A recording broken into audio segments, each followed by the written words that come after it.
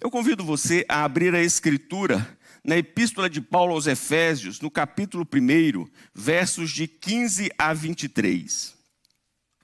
Efésios, capítulo 1, versos de 15 a 23.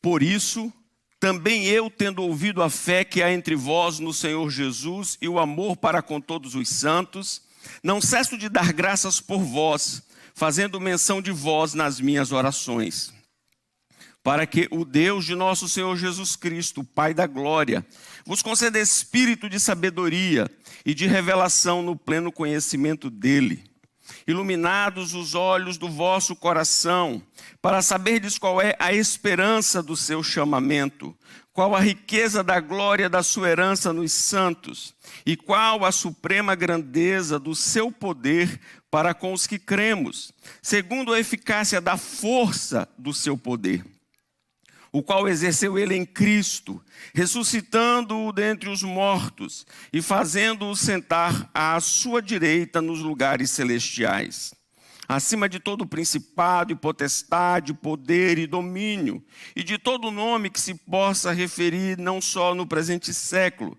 mas também no vindouro. E pôs todas as coisas debaixo dos pés, e para ser o cabeça sobre todas as coisas o deu à igreja, a qual é o seu corpo, a plenitude daquele que a tudo enche em todas as coisas. Amém. Saber elogiar é uma arte. E é preciso que a arte seja usada com muita inteligência. Porque se de um lado precisamos reconhecer os méritos, as virtudes, o progresso das pessoas que estão ao nosso derredor, precisamos fazê-lo de sorte que a pessoa se sinta impulsionada, que ela se sinta desafiada a progredir. E não receba o nosso elogio como sendo o ápice da sua carreira, como sendo o ponto final, de sorte que nada mais haja a progredir, a desenvolver, a realizar.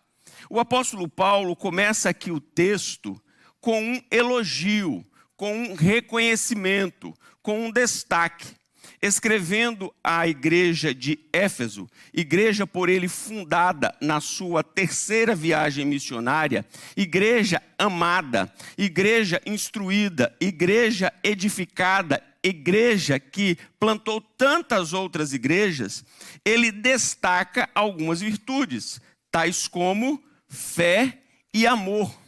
Virtudes que eu gostaria de trabalhar com os meus irmãos no culto noturno, abordando mais especificamente como tais virtudes têm suas implicações na vida cristã.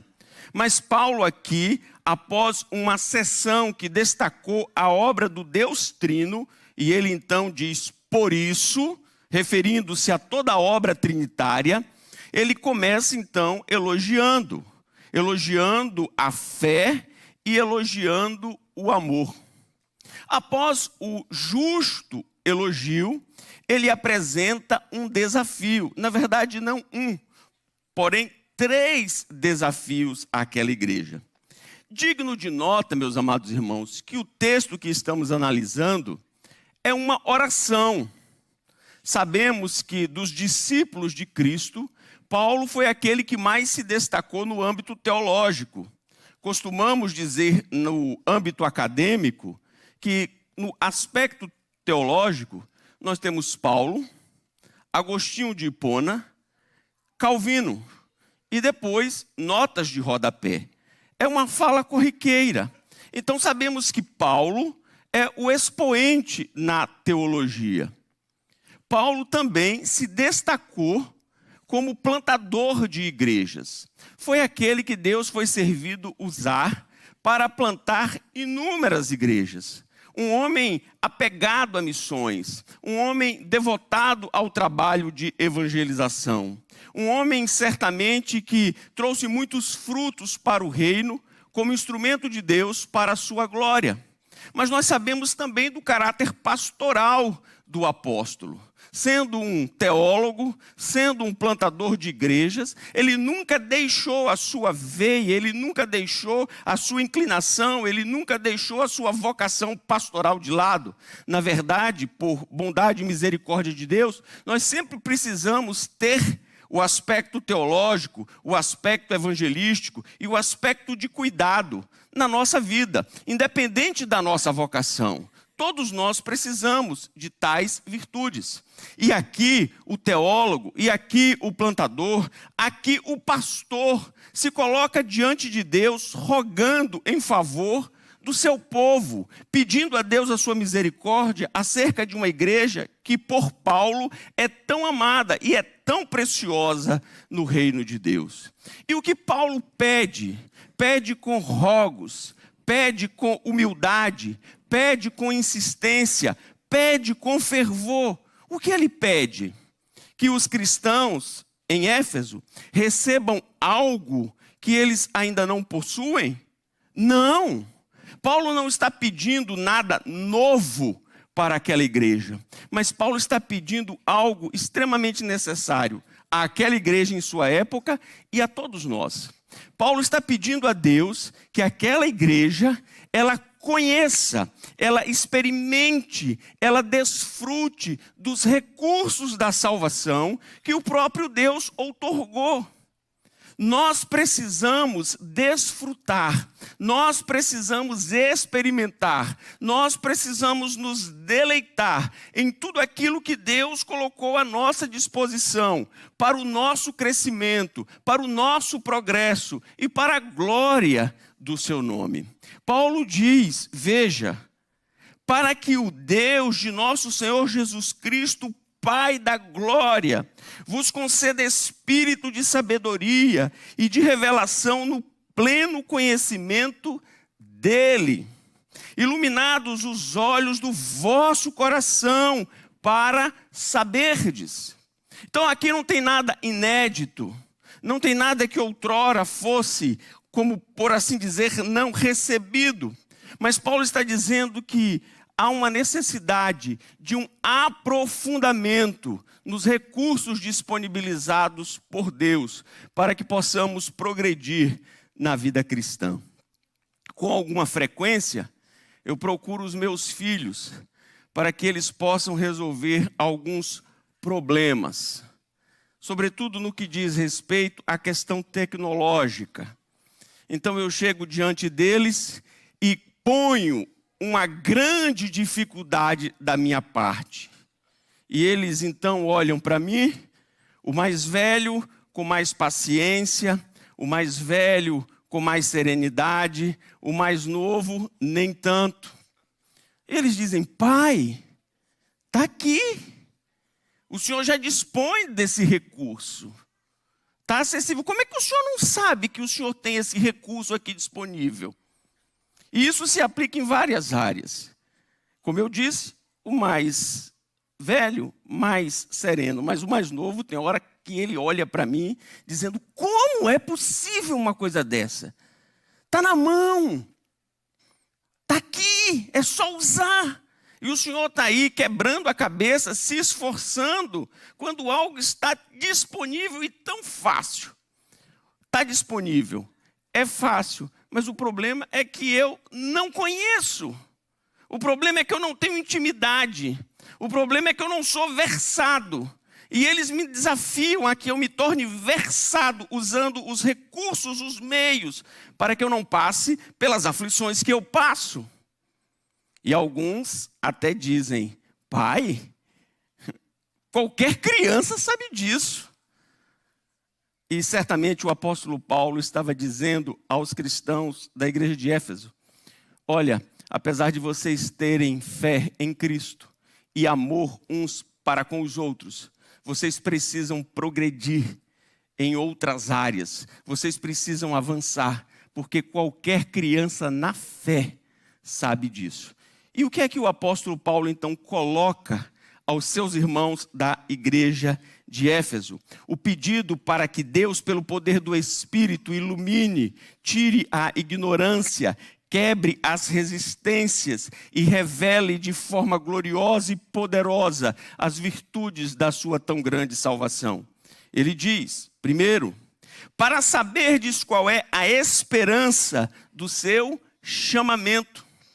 É interessante como o apóstolo Paulo reforça cada ideia dos desafios que ele apresenta. Ele fala sobre a esperança, e a esperança aqui tem a conotação de solidez, de algo robusto, de algo inabalável. A esperança assemelha-se à âncora que sustenta a embarcação no mar revolto. E ele então fala que este chamamento, ele tem uma solidez, ele é forte, ele resiste, ele aguenta, ele é profundo, ele é intenso. E o que Paulo está falando a respeito então da esperança do seu chamamento para os cristãos, que eles deviam conhecer, eles deviam se deleitar, eles deviam se aprofundar, eles deviam descansar. Paulo diz então aqui, olhem para o passado, e talvez você possa dizer, pastor, do passado eu não quero absolutamente nada. Do passado eu só quero esquecer, eu não quero lembrar nada. Mas o apóstolo Paulo não está falando do passado dos cristãos, do passado das pessoas, mas ele está falando do passado com respeito à obra de Deus. O que Deus fez no passado, mais precisamente na eternidade, para a salvação dos fiéis. E Paulo diz isso já no seu primeiro capítulo, a partir do verso de número 3, quando ele começa com uma doxologia. Ele diz, bendito, glorioso, digno de toda a glória, aquele que enche céus e terra e que é digno do nosso louvor. Sim, bendito. Por que bendito? Porque ele é o autor da nossa salvação. E Paulo diz, olhe para o passado e veja quem lhe salvou. Veja a origem da sua salvação. Deleite-se no autor da vida eterna, que é bendito, glorioso, cheio de glória em si.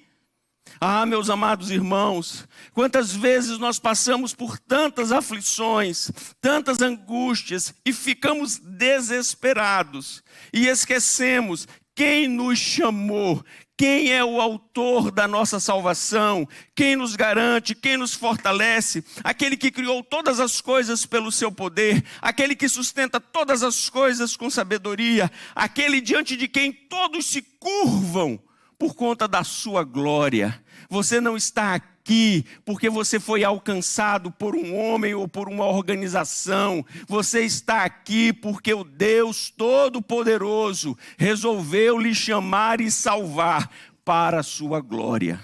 Portanto, na noite escura da alma, portanto, em meio à tempestade, olhe para a eternidade e você perceberá quem é o autor da sua salvação. O profeta Jonas disse, do Senhor pertence a salvação. Ao Senhor pertence a salvação. Por isso ele diz, bendito Deus e Pai de nosso Senhor Jesus Cristo. Sim, foi Ele quem nos escolheu. Sim, foi Ele quem nos predestinou. Nós estamos aqui por conta de Deus. Ele é o autor da nossa salvação.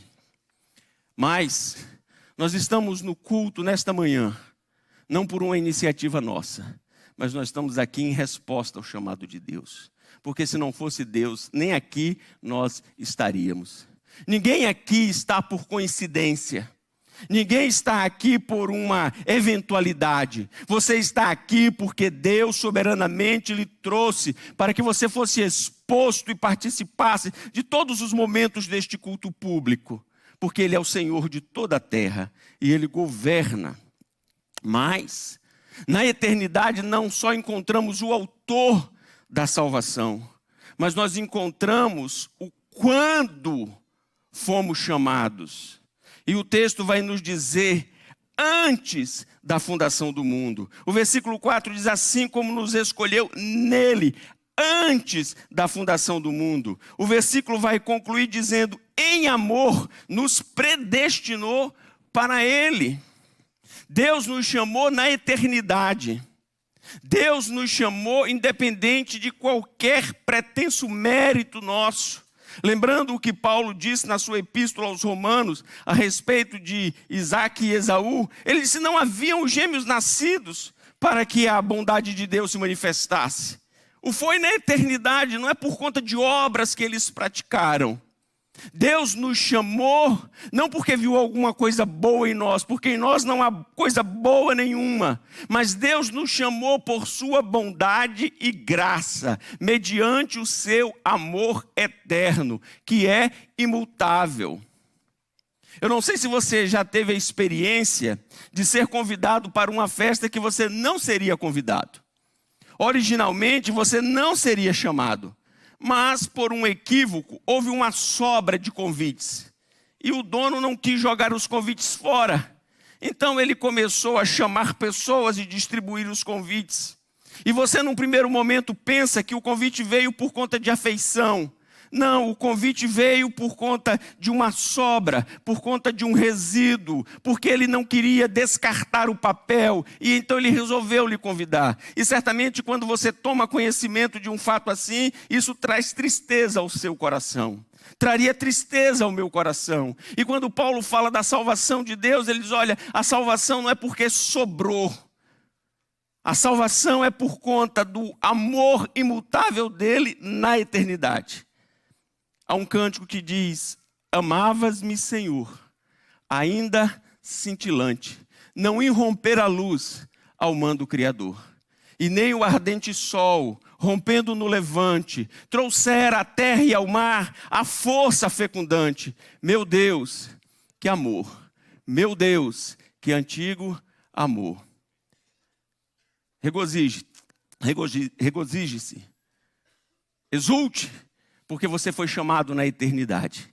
Seu nome foi pronunciado quando não havia céu, terra, estrelas, lua, sol, absolutamente nada. Na eternidade, o seu nome encontrava-se no coração de Deus. O amor imutável de Deus não está à mercê dos nossos humores. Não está à mercê da nossa produtividade. Não está à mercê dos nossos pretensos méritos. Deus nos ama não porque fazemos algo que lhe seja agradável. Deus nos ama porque Ele resolveu nos amar. E o seu amor não tem oscilação, é um amor eterno. Ele não pode amar mais, Ele não pode amar menos. Ele ama segundo o seu caráter, que era imutável. Então Paulo diz: olhe para isso e você terá forças. Olhe para isso e você terá ânimo. Olhe para o amor de Deus e você terá coragem, porque é um amor que não está baseado nos seus méritos, mas no caráter de Deus. Mas ainda há algo mais com relação ao passado, que diz respeito à esperança do nosso chamamento. Quem nos chamou? Deus. Quando nos chamou na eternidade, baseado livre e exclusivamente no seu amor. Porém, com que propósito Ele nos chamou? O versículo 4 nos diz: para sermos santos e irrepreensíveis perante Ele. Qual é o propósito de Deus ao nos predestinar mediante o seu amor na eternidade?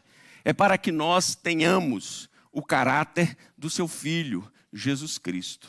Deus nos salvou para que nós possamos assimilar a pessoa de Cristo no que diz respeito ao seu relacionamento com Deus, no que diz respeito ao seu caráter, para que em nós tenhamos as marcas do Salvador.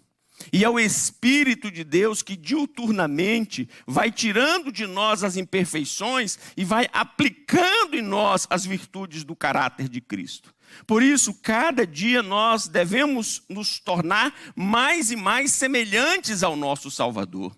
Nós fomos predestinados para sermos santos. Nós fomos predestinados para imitarmos o nosso irmão mais velho. Nós fomos predestinados para copiar o seu modelo de conduta e de relacionamento com Deus. Deus nos abençoou, dando-nos a graça de sermos conformados sobrenaturalmente pela obra santificadora do Espírito ao caráter de Cristo. Mas Paulo não se limita ao passado. Paulo vai falar também do futuro. Ele vai dizer: olhe para o futuro. O reverendo Fábio, na sua oração pastoral, destacou que o nosso futuro pelo menos momentaneamente, está meio sombrio. Os aspectos que nos rondam não são os mais animadores. E é verdade, tanto na vida de uma pessoa, de uma família, de uma igreja, de uma nação. O futuro importa, o futuro interessa, e nem sempre aquilo que está ao alcance dos nossos olhos traz ao nosso coração entusiasmo, traz ao nosso coração motivação. Nós, permitam-me a expressão, não conseguimos visualizar a luz no fim do túnel. E por isso, muitas vezes, nós ficamos cabisbaixos. Muitas vezes, nós ficamos desanimados. Não poucas vezes, nós estamos prostrados, porque nós não conseguimos visualizar o que o futuro nos reserva. Meus amados, o futuro não tem controle sobre a nossa vida. É Deus quem tem o controle do futuro. E a nossa vida está nas mãos de Deus. Portanto, o futuro é apenas um servo do Todo-Poderoso. E o apóstolo Paulo vai então falar sobre este aspecto do futuro para que o cristão olhe com otimismo da seguinte forma: qual a riqueza da glória da sua herança nos santos? É o que ele diz. Saiba qual é o seu lugar. Entenda a sua posição. Os teólogos aqui, eles divergem a respeito da melhor interpretação do texto. Alguns dirão: Deus é a herança do seu povo. O que Paulo quer dizer com riqueza da glória da sua herança, implica em que Deus é a herança do seu povo. Outros dirão: não. O povo é a herança de Deus. O povo é propriedade de Deus. Dr. William Hendricks vai nos ajudar a compreender isso, dizendo o seguinte: bom, se Deus é a nossa herança, nós temos uma herança. Se nós somos a herança de Deus, nós também temos uma herança. Então, o que nós precisamos focar é que há uma herança, e esta herança garante o nosso futuro. Há poucos dias, um homem recebeu um prêmio de mais de 200 milhões de reais. Eu não sei a cifra exata, mas sei que ultrapassava 200 milhões. E vocês podem procurar na internet. E certamente, ao tomar conhecimento de 200 milhões na conta bancária, ele, familiares e amigos, e eu faço por inferência, certamente disseram: o futuro está garantido. Quem aqui em sã consciência não diria a mesma coisa com 200 milhões na conta? O futuro está garantido. 200 milhões na conta. Sabe o que aquele homem comprou com o seu prêmio de mais de 200 milhões? Nenhum picolé. Porque logo após, ele veio a óbito. Morreu. O dinheiro ficou lá. Há poucos dias, um bilionário indiano estava no Reino Unido, jogando polo num ambiente de completa segurança. Um bilionário cercado de segurança, desfrutava de um esporte reservado à nobreza. E durante o jogo, aquele homem abriu a boca. E, com a boca aberta, uma abelha entrou. E certamente que num reflexo natural, o homem fechou a boca. E quando ele fechou a boca, a abelha o ferroou.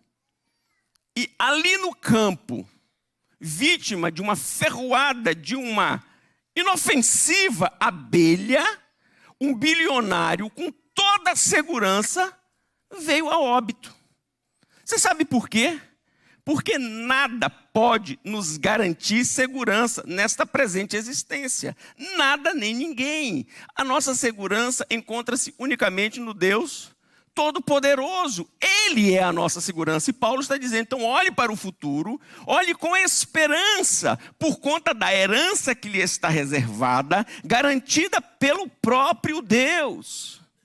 E Paulo, então, vai dizer como é que nós chegamos à condição de herdeiros. E ele vai dizer, então, no versículo 7, referindo-se a Cristo, o seguinte: no qual temos a redenção pelo seu sangue, a remissão dos pecados, segundo a riqueza da sua graça, que Deus derramou abundantemente sobre nós, em toda sabedoria e prudência, desvendando-nos o mistério da sua vontade, segundo o seu beneplácito que propusera em Cristo. Paulo vai dizer que nós agora pertencemos a Deus, porque Cristo se entregou na cruz do Calvário, efetuando a nossa redenção. Redenção é uma palavra técnica, é uma palavra do âmbito comercial e tem a ver com compra, com pagamento, com quitação. Paulo está dizendo que a nossa dívida com Deus, o Pai, ela foi quitada por Deus, o Filho, quando ele entregou-se na cruz do Calvário. Há poucos dias eu tomei conhecimento de uma declaração de um homem que muito me impactou pela sua veracidade. O homem disse o seguinte: eu não temo a morte, eu temo o juízo de Deus. E ao ouvir aquilo, tocou meu coração, porque na verdade nós não tememos a morte. A morte não pode nos fazer absolutamente nada, mas nós devemos temer o juízo e a justiça do Deus que é santo, santo, santo.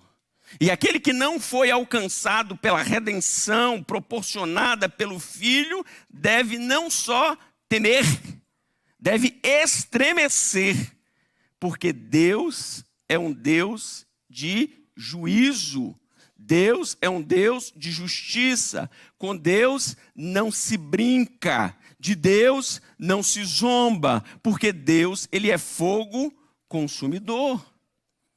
Como o homem pode ser justo diante de Deus? É a pergunta do patriarca Jó.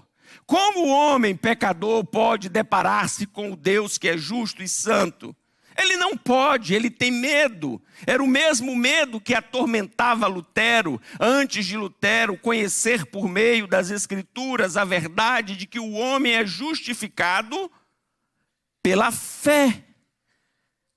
Não são seus méritos, é a graça de Deus.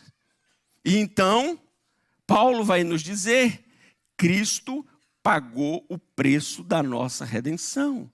Nós pertencemos a Ele. Ele quitou a nossa dívida com Deus. Nós somos sua propriedade e Deus tem uma herança para nós. Uma herança que não é corruptível, uma herança que não pode ser dilapidada, uma herança que não pode ser perdida, uma herança que é firme, uma herança que é constante, uma herança que é sólida. Mas Paulo vai usar uma outra palavra técnica, agora não do ambiente comercial, ele vai usar uma palavra do ambiente cerimonial, ele vai falar de remissão. Primeiro ele diz, Cristo nos comprou. Agora ele vai dizer, Cristo operou a nossa remissão. E remissão significa pureza, limpeza. Olhando para o mercado de escravos, quando o escravo ele era comprado, geralmente ele se encontrava em péssimas condições. O mercado de escravos era um ambiente que mexia com os mais sensíveis, não pelos horrores que eram praticados com os escravos, mas pela sujeira que estava ao derredor. O mercado de escravos não era algo agradável. E quando o comprador levava o objeto comprado, ele levava como se encontrava.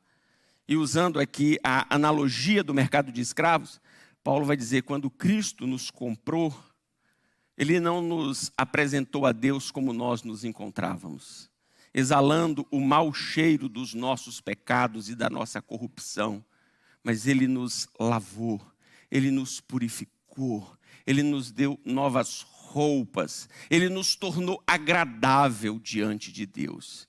E Ele nos levou ao Pai e disse, olha, aqueles que pelo Senhor eles me foram dados, adquiridos e remidos, e agora eles são agradáveis diante dos teus olhos.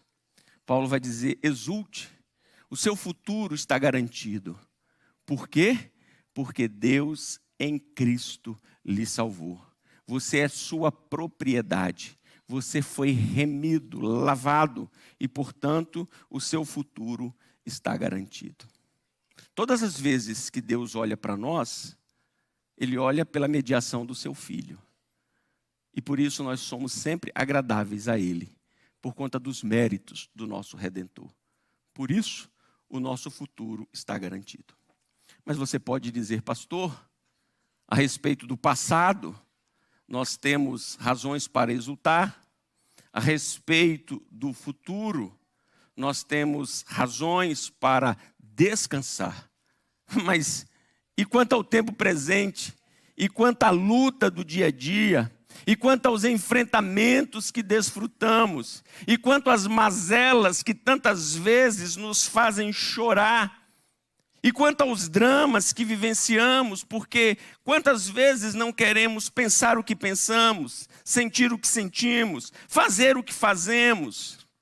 Quantas vezes, Senhor, dizemos que queremos uma nova posição, uma nova postura, uma nova condição diante dos teus olhos, e daí a pouco estamos fazendo as mesmas coisas que falamos que não eram próprias, adequadas. O apóstolo Paulo vai dizer: para o presente, a esperança. Para o presente, a solução. Para o presente, há jeito. E ele vai nos dizer isso no versículo 19, que é a finalização da sua tríade de súplicas diante de Deus.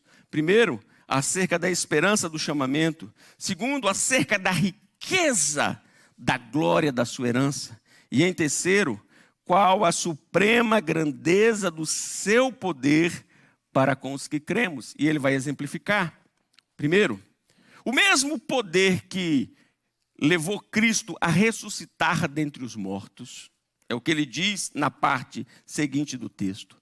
O mesmo poder que colocou Cristo exaltado, e Cristo tem debaixo dos seus pés os seus inimigos, o mesmo poder está à disposição e atua em favor do povo de Deus, em seu favor e em meu favor.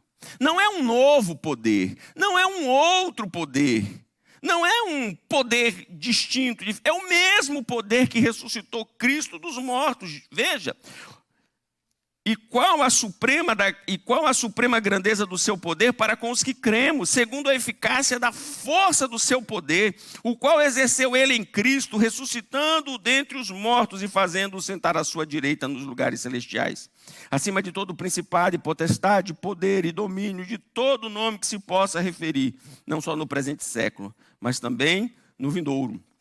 E pôs todas as coisas debaixo dos pés, e para ser o cabeça sobre todas as coisas, o deu à igreja. A ordem natural seria: Cristo morreu, seu corpo entraria em estado de decomposição. Isso aí seria o normal. Quando alguém morre, o corpo entra em decomposição. Mas não foi isso que aconteceu. Ele morreu, o corpo não entrou em decomposição, e pelo contrário de toda a expectativa, ele ressuscitou dos mortos. Os poderes que atuam foram por Deus subjugados e o Filho foi presenteado com autoridade. Toda autoridade me foi dada nos céus e na terra. Todos os adversários estão debaixo dos seus pés. Não existe nenhum adversário que possa confrontar o Filho de Deus. E Paulo está dizendo: olha, o mesmo poder está à disposição para atuar na sua vida. Eu vou tentar exemplificar e seguir para a conclusão. Uma criança iniciou os seus estudos e no seu primeiro dia de aula, um adolescente o abordou e tomou o seu lanche. A criança ficou extremamente frustrada, porque todos na hora do intervalo estavam lanchando e ele não, porque o adolescente havia tomado o seu lanche. O adolescente o advertiu que a ninguém falasse a respeito do episódio. E a criança, assustada, simplesmente se curvou à exigência. No dia seguinte, o adolescente estava lá de novo e novamente tomou o lanche da criança. Mais uma humilhação foi imposta. A criança, resignada, suportava então aquele ambiente de exclusão, de vergonha, mas continuou calada. No terceiro dia, a criança teve uma ideia. A ideia de levar 2 lanches. Um no local habitual e outro no esconderijo. E a criança foi. E agora a criança já se sentia segura, porque ela espertamente havia feito uma manobra. Ela sairia no prejuízo, mas seria só parcial. Agora o malfeitor haveria de levar a contrapartida da sua astúcia. E a criança foi, e lá estava o malfeitor. E o malfeitor tomou o lanche como fizera nos dias anteriores. Mas a criança saiu contente, porque um outro lanche estava guardado. O malfeitor pediu que a criança parasse, determinou que a criança voltasse e foi até o local onde o segundo lanche estava e tomou o segundo lanche. Naquele dia foi demais, era muita humilhação, era muita vergonha. A criança voltou para casa e, encontrando-se com o seu irmão mais velho, ela desabafou, falou da sua vergonha, falou do que estava experimentando, falou da sua ausência de forças para confrontar o adversário. O irmão, então, deu a seguinte instrução: amanhã você vai e tudo vai transcorrer normalmente e deixe comigo. E assim a criança fez. Quando o malfeitor se apresentou, agora já com uma certa intimidade, fez assim para ele, ó. E a criança olhou para o malfeitor e fez assim, ó. Ele ficou estarrecido. O que houve? Que mudança ocorreu? Até então ele estava subjugado, rendido, vencido e humilhado. E agora ele se posta de uma forma vencedora? E quando o adolescente então se dirigiu até a criança para tentar exercer a sua força, o irmão da criança saiu do local onde estava e pegou aquele adolescente e disse a ele que se ele tentasse outra vez intimidar seu irmão, ele ia levar umas boas pancadas. Não preciso dizer que o adolescente desistiu da sua sanha e nunca mais perturbou a criança. E a criança seguiu a sua vida, levando e desfrutando do seu lanche tranquilamente.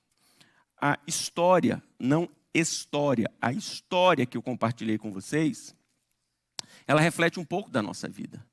Porque muitas vezes nós estamos voltando a pecados que nós já confessamos e nós não conseguimos sair daquele emaranhado, nós não conseguimos sair daquela areia movediça.